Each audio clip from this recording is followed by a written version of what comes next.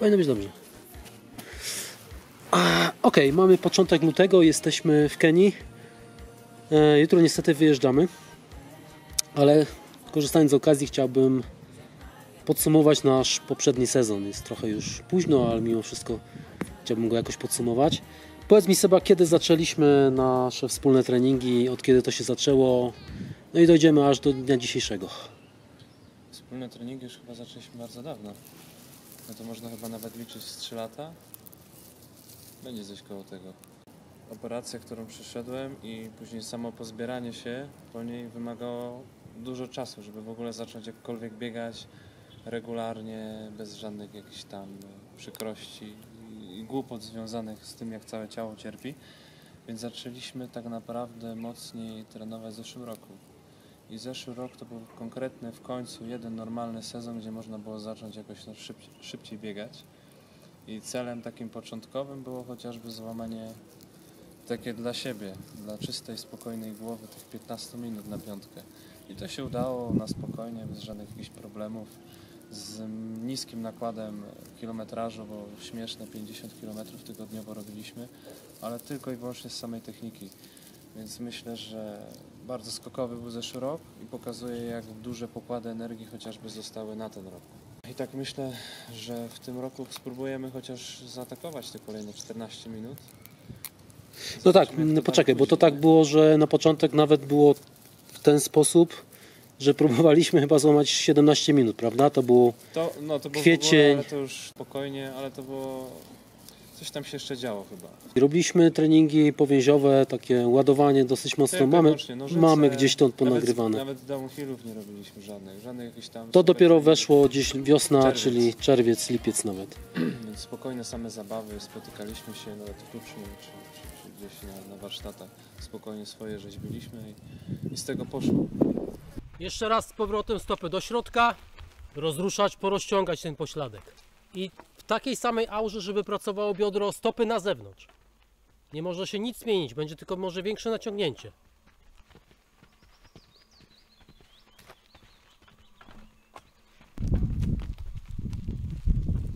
Szerokość uciekła.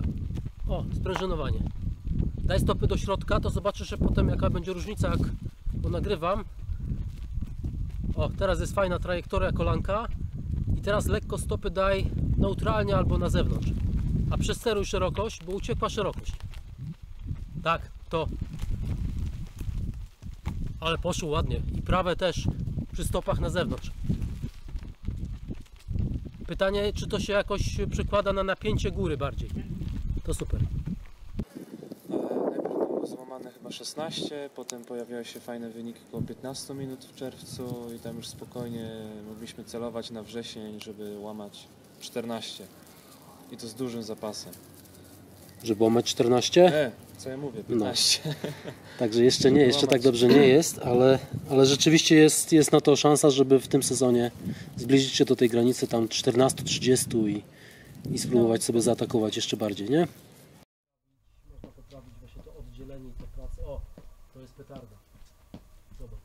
Teraz weź sobie tak przez pół godziny się chyba. Takie torowanie. My też potem zaczynamy zwracać uwagę na tułów, na górę, żeby to się nie przekładało na jakieś takie napięcie tułowe. Daj stopy do środka, na szerokości robimy Kipchoge. Tylko to jest takie świadome Kipchoge, jakieś tam bezmyślne wykonywanie ruchów na stoperze. I daj stopy na zewnątrz. Wszystko ładnie wchodzi, jest zakręt. Czekaj, ale muszę cię dogonić. O! 22, 23,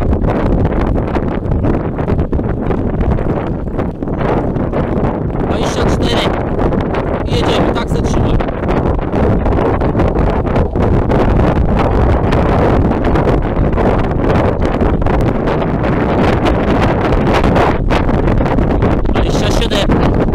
I włączam start.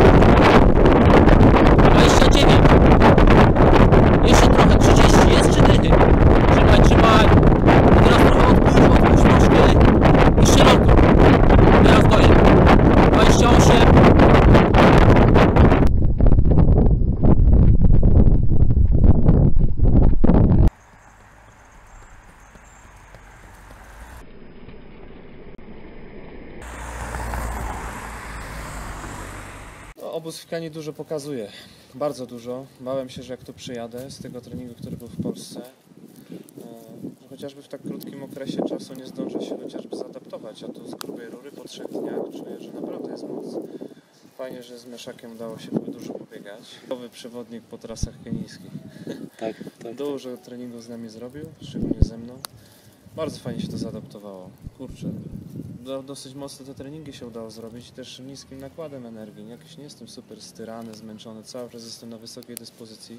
Nie miałem w ciągu tych 3 tygodni żadnego zjazdu, jakiegoś zgonu, jakiejś, nie wiem, konkretnej niskiej dyspozycji, tylko cały czas było fajnie. Nawet 2 treningi dziennie wychodziły, kilometraż podbiliśmy do 80 i tak skoczył sobie, od tak.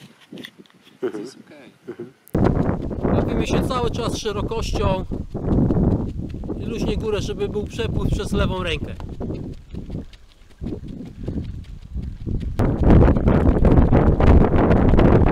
To jest 20 teraz.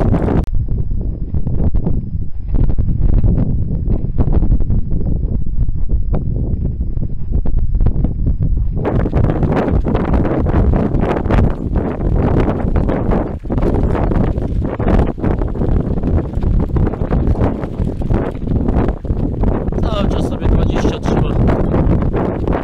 Jeszcze przez tę lewą rękę mogłoby być troszeczkę lepiej. I takie nożyce w głowie cały czas. Ok, trzymam w kadrze. Czyli co, wszystko jasne. Wchodzę sobie od 8 na 24 na godzinę. Od 9 będę powoli zwalniał na 3.0, nie? Na 20. Gotowe.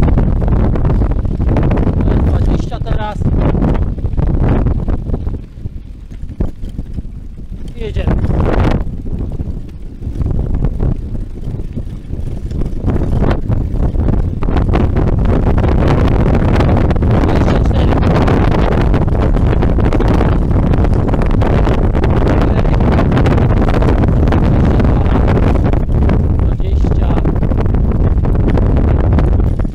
Muszę zmienić blat, bo zacząłem mielić. Jak się czujesz? Nie, jest naprawdę bardzo fajnie. Takie lightowe.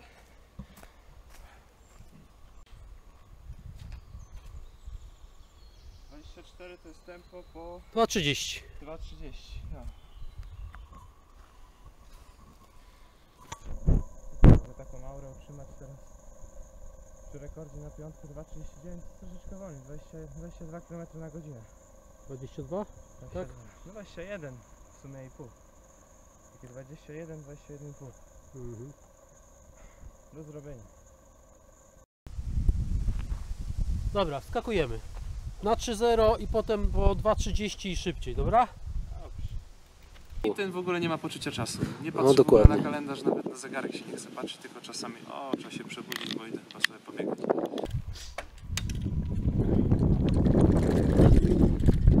Wejdź na 3.0.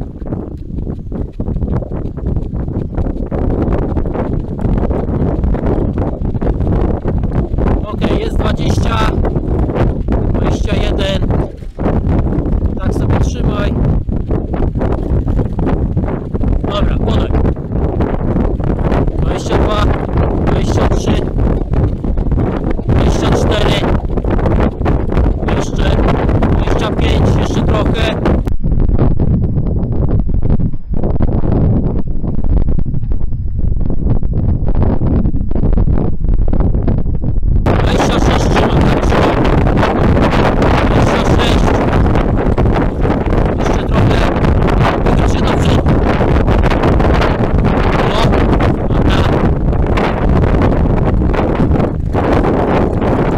Wchodzimy sobie na 3.0 od 8, znaczy teraz wejdziemy sobie wcześniej na 20 na godzinę i od 8 do 9 na 28. Dobra, wchodzę sobie na 3.0. Jest 20 na godzinę teraz. 21, nawet 22 sobie trzymam.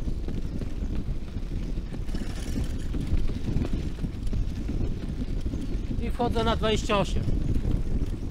Idzie. 24,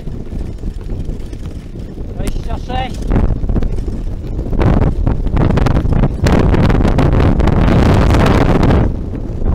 Cały czas 28. Trzymaj oko. Dobra.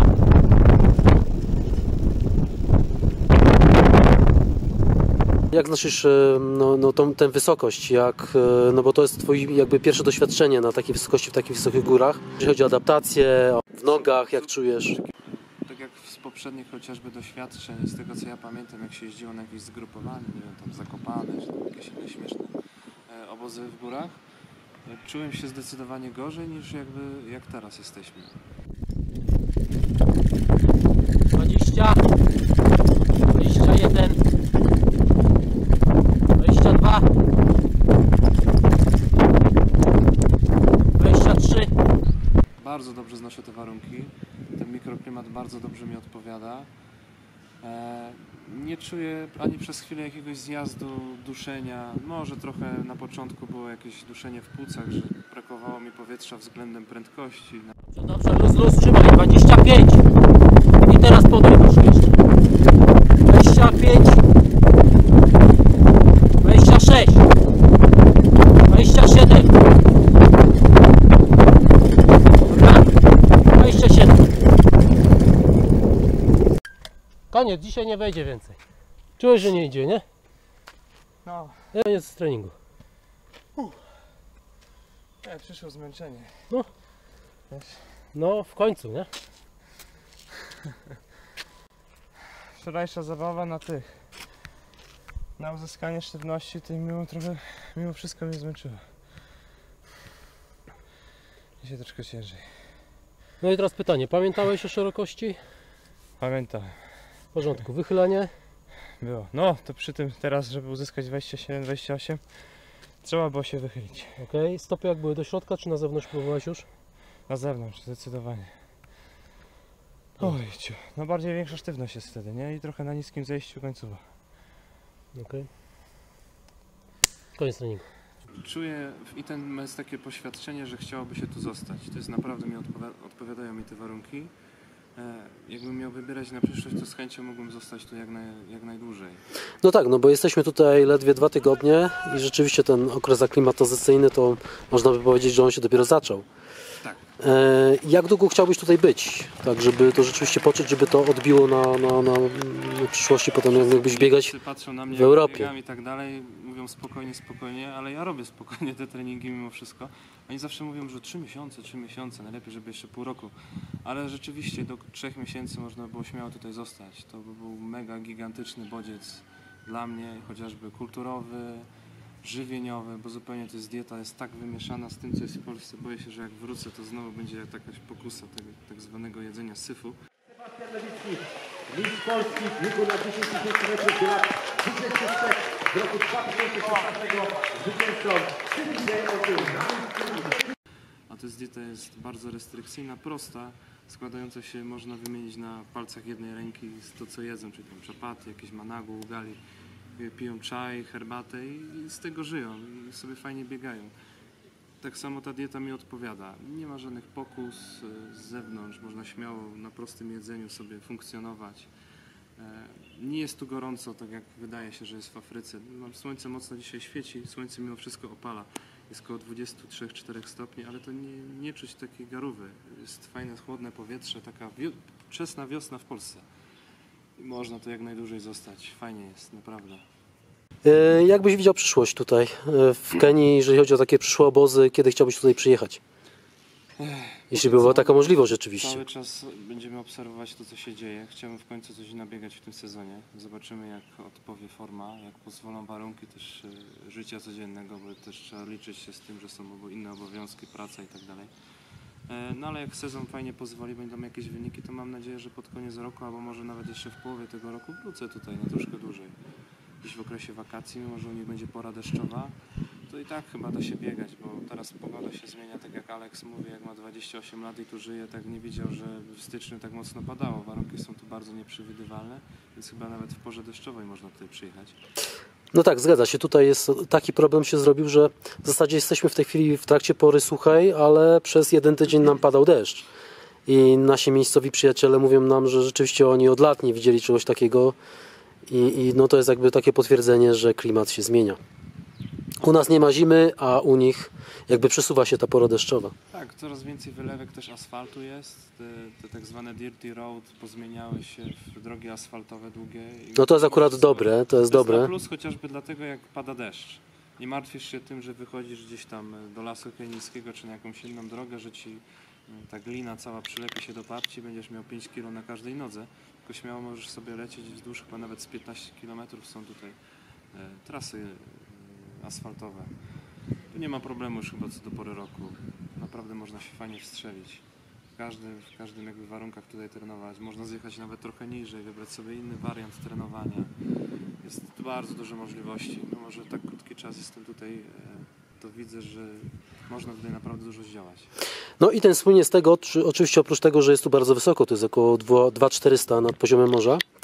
I ten słynie z tego, że praktycznie nie ma tu płaskich odcinków. Jest tylko pod górę albo mocno w dół i żeby rzeczywiście tutaj się zaklimatyzować i wzmocnić sobie nogi, no to trzeba spędzić tutaj trochę czasu. Powiedz mi, jak znosisz te warunki właśnie takie typowo górskie? Bardzo dobrze. Ja od początku, od zawsze odkąd biegam, bardzo lubię i szybko adaptowałem się do podbiegów, do jakichś ciężkich warunków. Więc to jest dla mnie jak najbardziej na plus, ale rzeczywiście Witten nie ma długich, prostych odcinków. I teraz tego cały czas jest 25.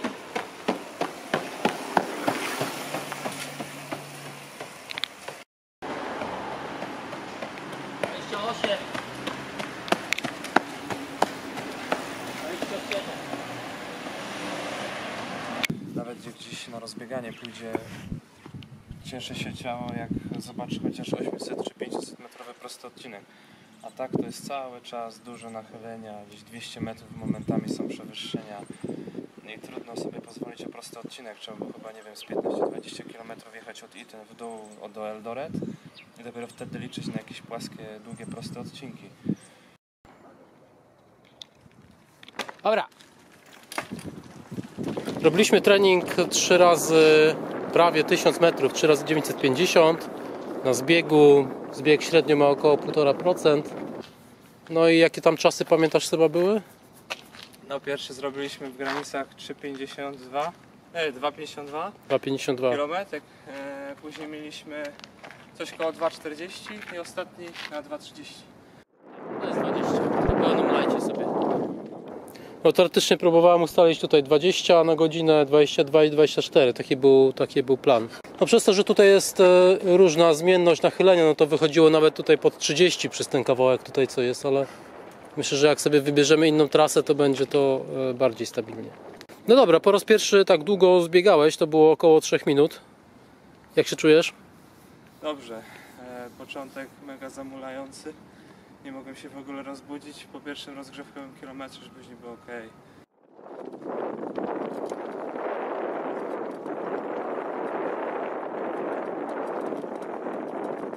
No, na rozgrzewce totalnie zamulony. Nie mogłem się w ogóle rozpędzić, nic nie wchodziło. Absolutnie nie mogłem się skupić. Czułem się taki zmęczony, miałem wrażenie, że będzie się 6, 7. Ale po rozgrzewce, mówię, jak zrobiliśmy pierwszy kilometr, to było fajnie. Później 2, 3, drugi, 3 kilometr naprawdę bardzo fajnie wszedł, jakby wszystko, ta cała aura z rozgrzewki zniknęła. No dobra, bo zrobiliśmy też eksperyment polegający na tym, że do tej pory miałeś 3 dni między akcentami, teraz zrobiliśmy sobie 2 dni, czyli taki trening pobudzający był.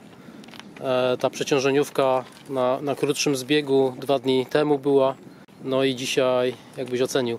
2-3 dni i wiemy, że się wstrzelamy z formą, czyli na przykład robimy akcent pobudzający i wiemy, że za 2 dni odda i za 3 dni odda, że będzie trzeba jeszcze na pewno powtórzyć to. Czyli tak jak zrobiliśmy przeciążeniówkę w czwartek, czyli na dzisiaj celowaliśmy i było ok. Ciekawe, czy takie zamulanie będzie się powtarzać, na przykład, że zrobimy akcent pobudzający, po 2 dniach będzie znowu, że początek będzie ciężko, a potem o kurde, petarda wchodzi. Albo podczas regularności po 2 dniach zacznie się powtarzać od razu. Aura wchodzi i jest fajnie cały trening. Czyli tak jak po 3 dniach, że jak mam 2 dni na jakieś tam drobne treningi, po 3 dniach jest akcent, który od razu zawsze wchodził, nie?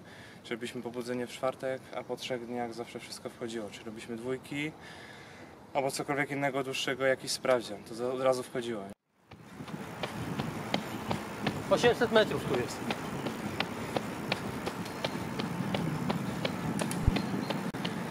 Ok, jeszcze jedna kwestia związana z temperaturą, no bo w tej chwili mamy znowu tropiki.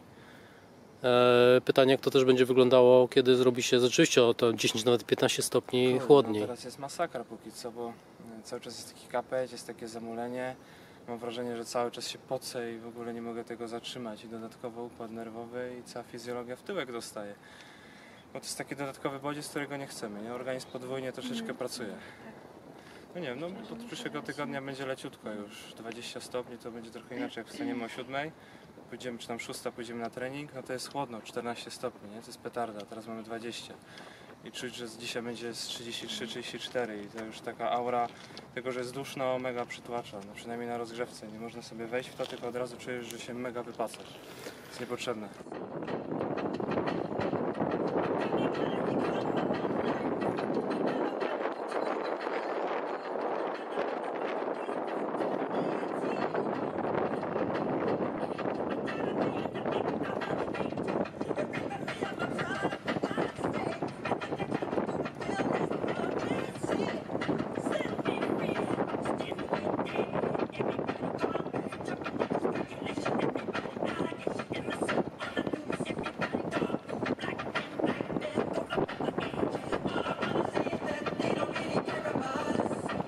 Oglądałeś Diamentową Ligę teraz ostatnio w Zurichu? Oglądałeś piątkę w wykonaniu Wandersa, Max Wayne'a Piątki i... nie, ale Warholma widziałem. Warholma widziałeś. To jest petarda. No jest.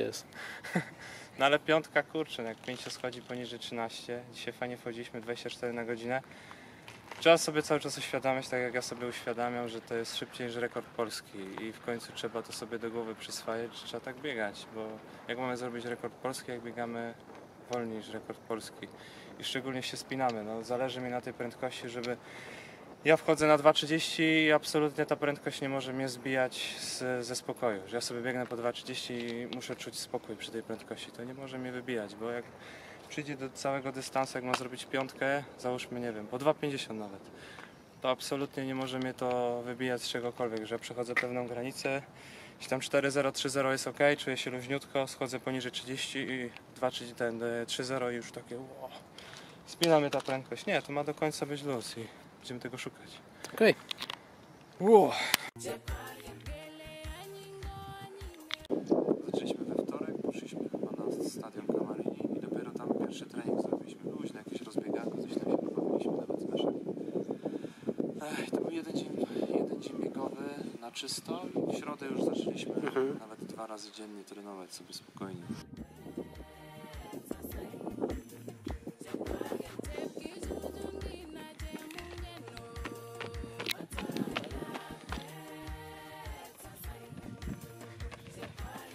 Że oni po 2,50 biegli. 2,50? Nie, raczej nie. Tak, no przecież to pierwsze 100 metrów co biegliśmy, Tak? teraz mi wyskoczyło. Ale oni robią 400?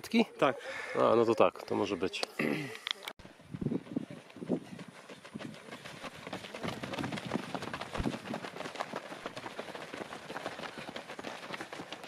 No mamy za nami jeden trening szybkościowy na Tambaczu.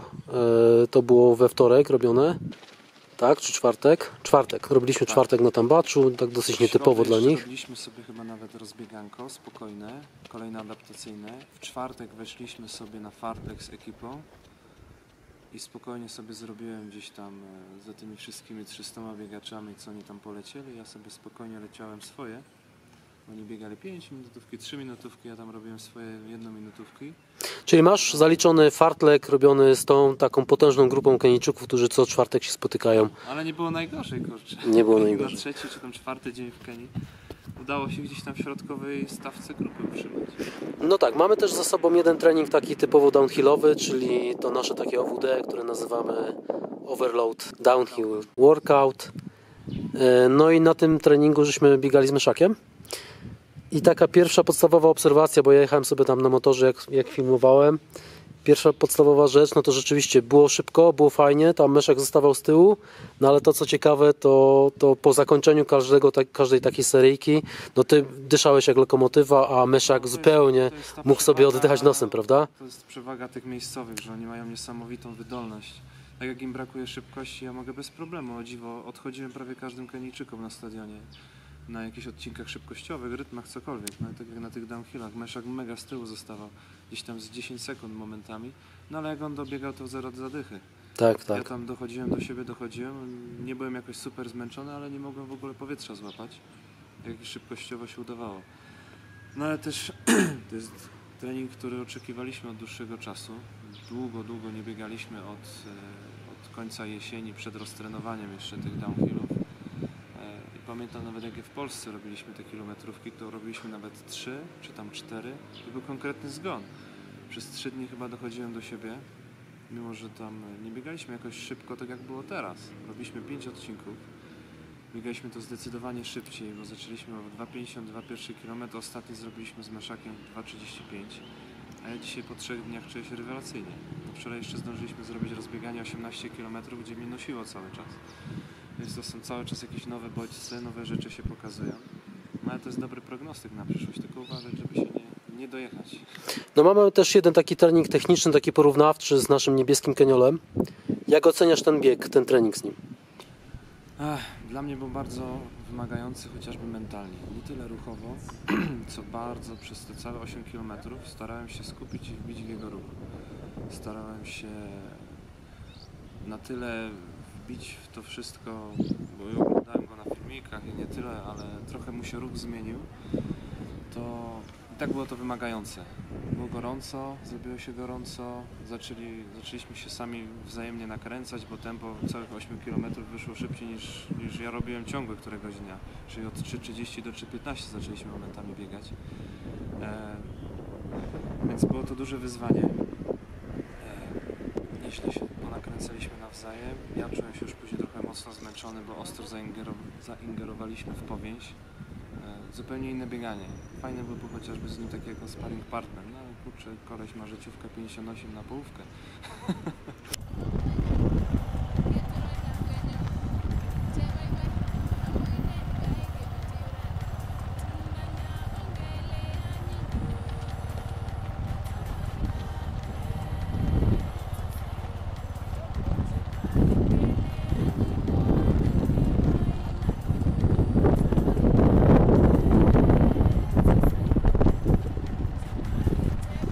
No, jeszcze puść te nogi, będzie ok.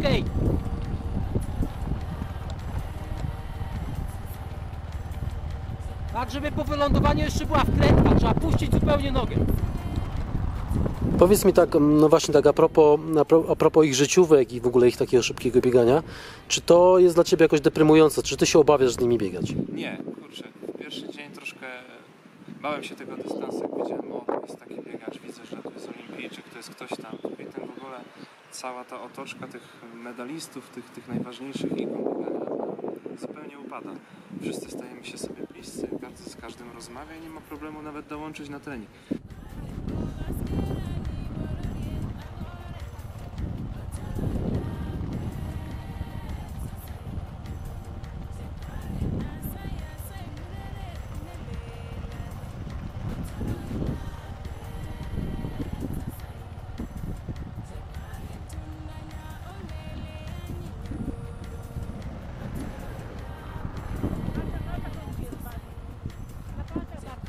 Bardziej miednica z przodu Seba i na palce. Tak, i to przypomina bardziej na palcach jego.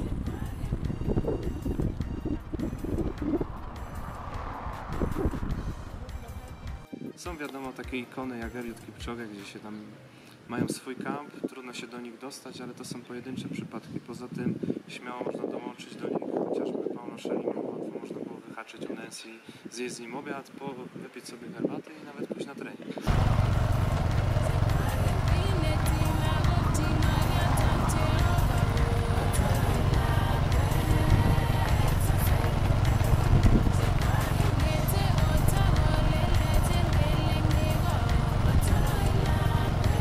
Nancy to jest taka restauracja u Nancy, gdzie my sobie tam jeździmy, chodzimy sobie codziennie praktycznie i jemy sobie śniadanie, obiad i kolację, bo tak można.